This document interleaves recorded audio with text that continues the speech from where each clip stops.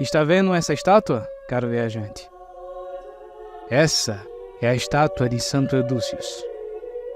Ele nasceu aqui, nesse mesmo mundo aonde estamos, lavrando o mesmo solo que milhares de homens e mulheres lavram todos os dias.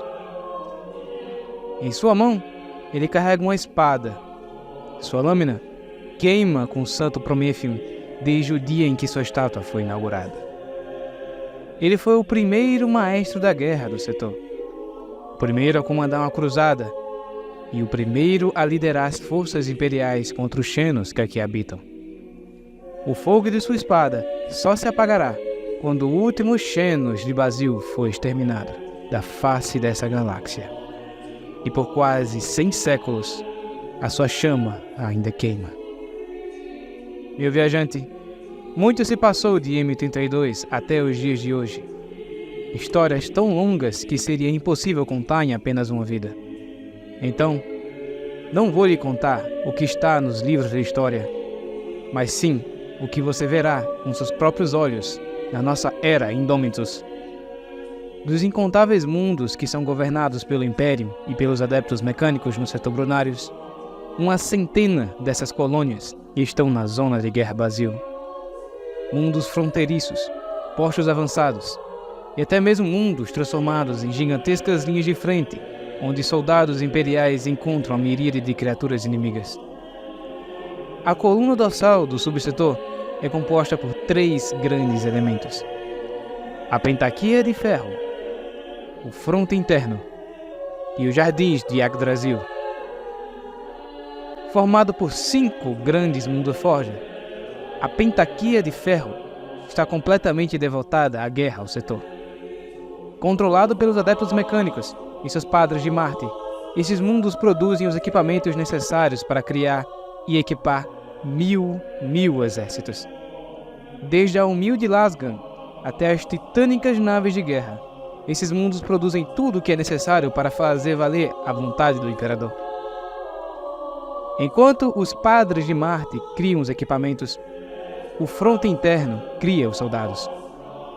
Não menos que 6 mundos civilizados, 4 mundos penais e 10 mundos raives, todos focados para encontrar, treinar e enviar homens e mulheres para os exércitos do Imperador. Por fim, os campos de Yggdrasil, 8 mundos agrícolas e 6 mundos de mineração, todos focados em prover comida, água, ar, minérios e tudo que o setor necessita para continuar na sua guerra. Esse é o esqueleto de Basil. Se um dia, Imperador vos livre, um desses mundos vitais venha a cair, todo o setor arrisca colapsar imediatamente. Sob o esqueleto, dúzias e dúzias de outras colônias se firmam. Mundos escritórios que cuidam da imensa burocracia para gerar a guerra nesse setor. Mundos santuários das adeptas sororitas que trazem sua fé e pureza para o campo de batalha. E mundos cemitérios, onde uma legião de heróis vem para descansar um sono eterno. Controlando todo o esforço de guerra estão 5 mundos fortaleza. Mundos controlados pela Astra Militarum e as naves imperiais. Um desses mundos é Artúria, o mesmo mundo aonde a estátua de Santo Edúcius foi erguida. O mesmo mundo aonde as forças imperiais se juntam para a 10ª e final cruzada pelo subsetor. O mesmo mundo que estamos agora. Veja, viajante, dos pés dessa estátua, podemos ver através do subsetor. Você vê 1 trilhão de almas marchando todos os anos em direção aos frontes contra os Xenos. Colunas de tanque cobrem de horizonte a horizonte, guardam sua vanguarda. Artilharia o suficiente para terraplanar um mundo 1000 vezes precedem seu avanço. Acima dessa congregação, milhares de frotas ligam seus motores pela primeira vez. Seu destino? Trazer o poder da Marinha Imperial para o espaço Xeno e escoltar os transportes que irão levar 1000 exércitos para as linhas de frente do setor. Todos os anos, essa poderosa congregação marcha dos 100 mundos em direção ao desconhecido, para nunca mais voltar. E todos os anos, mais uma nova congregação, tão forte quanto esta, é enviada. E assim será, ano após ano, até o fogo da estátua se apagar. Caro viajante, eu tenho que lhe confessar. Daqui, dos pés dessa estátua, essa congregação de fato é mais do que invencível. Mas além desse mundo, onde o fogo de Santo Edúcios não brilha, nas linhas de frente do setor, você perceberá que isso quase não é o suficiente. Ao norte galáctico estão os cactopodes, criaturas meio planta, meio animais, que sobrevivem nos mais quentes mundos desérticos. Seu sangue xeno não é feito de água, mas sim de uma substância feita a partir do silício que consomem. São resistentes contra o calor, capazes de aguentar o impacto de tiros atrás de tiros de lasgan. Suas folhas, que mais lembram massas pontiagudas de pedra, são poderosas armas naturais que não podem ser ignoradas. Seus pés de sucção permitem que eles calem paredes e os mais difíceis obstáculos. A única vantagem que a guarda tem sobre essas criaturas é a velocidade, sendo eles mais lerdos e mais lentos que um ser humano normal. Atualmente eles estão lutando pelos seus mundos contra diversas invasões imperiais, com os guardas tendo que suportar o calor assassino dos mundos dos Xenos e os constantes assaltos de suas linhas defensivas. Próximo a eles estão os Binge, patéticas criaturas minúsculas com menos de 2 centímetros de altura. Engenheiros naturais, eles compensam sua falta de estatura com gigantescos projetos arquitetônicos de defesa e de ataque. Suas naves, cidades e estruturas são impossíveis de serem invadidas e tomadas por dentro, pelo menos pela humanidade por motivos óbvios, fazendo com que cada bastião deles tenha que ser demolido ao longo de cercos atrás de cercos. Seu tamanho faz com que infiltrações desses xenos permaneçam indetectadas por anos ou até décadas. Em casos graves, eles podem se multiplicar ao ponto de poderem tomar uma instalação espacial ou até mesmo naves após décadas de infiltração. Uma das criaturas mais prolíferas encontradas em toda a zona de Guerra Vazio são os Cirius. Criaturas que lembram caranguejos da antiga Terra, eles chegam a mais de 3 metros de altura.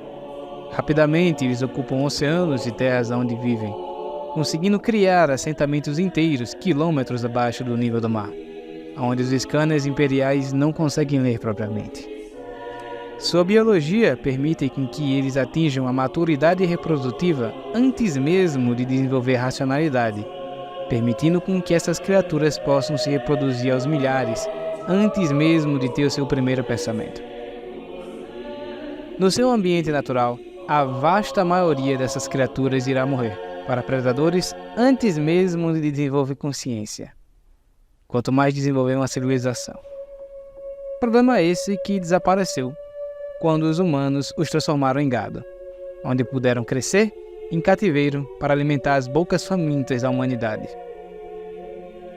Agora, esses antigos animais de gado possuem seu próprio império interestelar, procurando vingança contra os antigos senhores e qualquer outra raça que fique em seu caminho. Dentre as raças mais bizarras e estranhas que foram encontradas no setor, os dragões de Basío, sem dúvidas, é uma das mais marcantes. São os gigantes do espaço, criaturas do tamanho de cruzadores espaciais. Eles vagam no espaço profundo, evoluíram junto com uma ecologia que vive na gravidade zero, com plantas e animais que navegam o espaço junto com eles. Essas criaturas são capazes de devorar tanto material de asteroides e meteoros quanto energia psíquica. Eles foram vistos consumindo tanto naves corrompidas pelo caos quanto as naves imperiais. Porém, nenhum deles apresentou qualquer tipo de corrupção caótica ou aparentou cair para nenhum deus herético. Eles usam a energia psíquica que consomem das naves para navegar no imaterial e lançar lasers psíquicos capazes de cortar naves inteiras em 2. Foram vistos se alimentando de mundos recém-explodidos, se banqueteando das entranhas de mundos mortos por exterminatos. Por conta dessas criaturas, o uso de exterminatos últimos foi proibido pela Inquisição até Segunda Ordem. os Dringos são mais animalescos dos Xenos do setor. Nativos de pântanos, planícies alagadas e mangues, essas criaturas disputam pela posse de mundos humanos. São grandes, ágeis, fortes e venenosos. Por muito tempo, acreditava que eles não tinham olhos. Porém, suas antenas sensitivas demonstram a capacidade de reação à luz. Com os xenobiologistas ainda estudando como eles conseguem perceber os mundos com esses órgãos. São anárquicos, com muitas vezes cada grupo sendo independente, com o individualismo sendo a principal fraqueza desses aliens. Porém, não se deixe enganar, eles são excelentes guerrilheiros.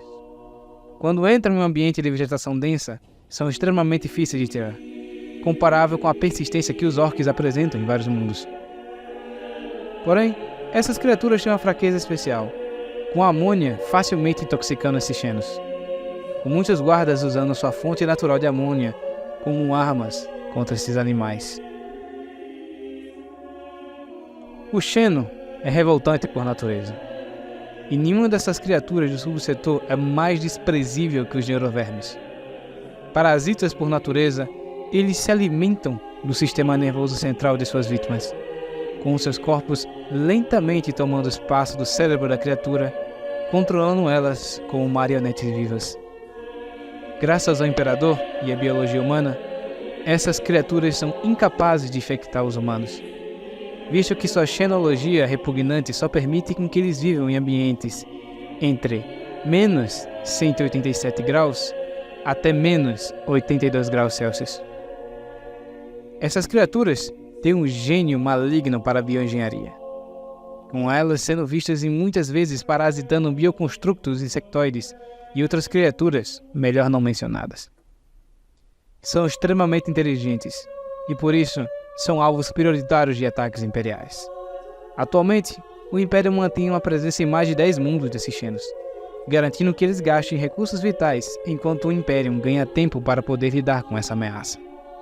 Meu caro viajante, a superioridade que a raça humana possui sobre todas as outras espécies de xenos dessa galáxia é mais do que evidente. Uma verdade que muitos xenos são petulantes demais para admitir. Porém, existe uma raça que não só conseguiu enxergar a verdade, que conseguiu visualizar a superioridade humana e a abraçou de todo o coração. Esses sujos, sórdidos, pútridos e vis animais passaram por diversas cirurgias e se sujeitaram a experiências genéticas, contorcendo-se e mutando-se até serem uma paródia da forma humana. Por milênios, esses animais aperfeiçoaram suas técnicas, chegando cada vez mais próximo da imagem humana, ao ponto de serem tão semelhantes à humanidade que esses xenos conseguiram enganar os lordes desse setor por mais de 400 anos. Mais do que enganar os súditos do Imperador, eles conseguiram enganar a si mesmos. Crentes que são os verdadeiros humanos, eles blasfemam o Deus Imperador quando rezam em seu nome. Pecam contra o Deus da máquina enquanto rezam para espíritos falsos que habitam nos seus maquinários. Eles clamam, em sua desilusão, serem os verdadeiros humanos da galáxia. Filhos e filhas do Imperador. Declaram que irão expurgar o universo inteiro da presença dos falsos humanos, que, por sua vez, também acreditam que são humanos.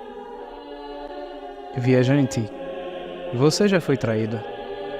Já sentiu a fria adaga perfurando seus órgãos pelas costas? Já sentiu que, um dia, aqueles que você chamou de irmãos e irmãs voltaram suas armas contra você? Um dia você já sentiu isso? Não existe fúria mais justa do que aquela do homem traído. Não existe ódio mais sublime, nem vingança mais merecida do que aquela que é dada contra o traidor. Mas o que acontece quando você é acusado dessa traição? O que acontece quando você, que sempre cumpriu seus votos de lealdade, que sempre honrou seus compromissos com seus irmãos de batalha, que sempre esteve lá quando for chamado? O que acontece quando você é chamado de traidor? Viajante, existe pouco que eu possa lhe falar sobre essa raça. Menos ainda são as coisas que eu posso lhe contar. Mas eu lhe digo, sobre os seus mundos, muitas cruzadas foram quebradas. Nos campos de batalha onde eles andam, a morte os segue como uma sombra do abismo, onde a vida de heróis é apagada como fósforos ao vento e onde as glórias dos anjos da vingança acabam. Eu não ouso falar o nome deles, pois seus nomes incitam sua presença.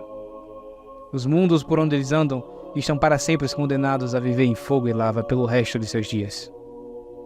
Acreditava-se que Exterminatus era a única salvação contra essas criaturas. Mas quando o Inquisitor lhes viram eles prosperando nos mundos recém-transformados em mares de lava, a prática foi suspensa até a segunda ordem. Essas são as principais raças que a humanidade luta na zona de guerra Brasil. Para cada uma dessas, uma dúzia de raças menores são catalogadas, lutando ferozmente entre si e contra a humanidade. Nenhum desses impérios xenos conhece a paz, nem contra a humanidade, nem entre si. A zona de guerra se tornou uma terra sem dono, onde todos batalham pela supremacia. A única vantagem que a humanidade tem contra todos os horrores que ameaçam tomar o nosso domínio é a fé. A fé que muda as marés. A fé dos navegadores que guiam as frotas pelo imaterial. A fé dos psykers de batalha que demonstram sua fé enquanto lançam seus poderes no campo de batalha. A fé que move montanhas. A mesma fé que queima na estátua de Santo Edúcius.